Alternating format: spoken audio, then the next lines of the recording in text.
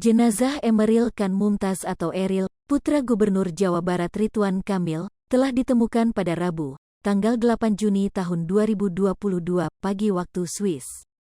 Jenazah Eril ditemukan tersangkut di bendungan Engehalde, Bern, yang berjarak 5-6 km dari lokasi hilangnya Eril di Sungai Are. Koresponden Kompas.tv Krisna yang berada di Bern mengungkapkan jasad Eril akhirnya bisa ditemukan oleh kepolisian Swiss. Krisna menjelaskan bahwa proses pencarian Eril difokuskan di sejumlah bendungan yang berada di kota Bern. Jenazah Eril ditemukan tersangkut di pintu air bendungan Engehalde yang berjarak 5-6 km.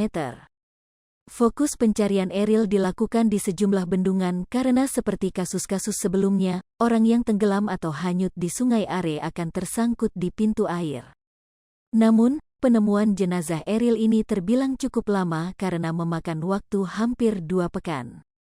Menurut Krisna, meski pencarian masih terus dilakukan, intensitas mulai diturunkan daripada 3 hari awal saat dinyatakan hilang. Saat awal pencarian, berbagai drone perahu dengan teleskop khusus, anjing pelacak hingga jalan darat terus dikerahkan.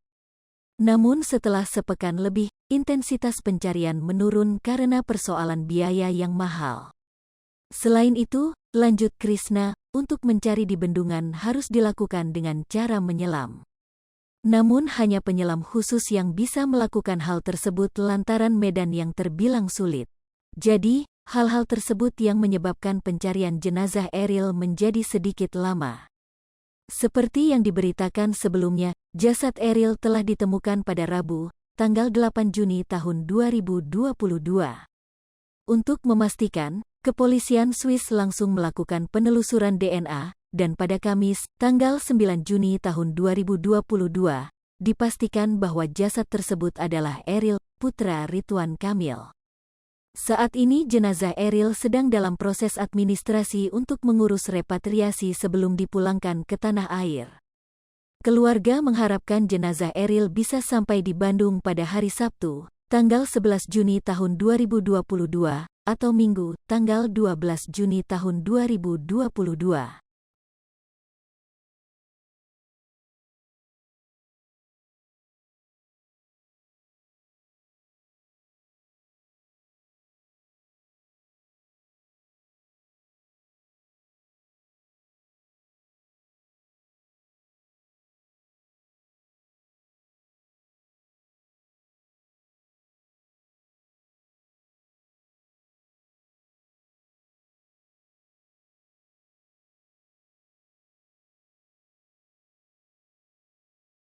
Hai pemirsa Sri Popo TV, jangan lupa komen, like, dan subscribe, serta tonton terus berita-berita terupdate lainnya ya.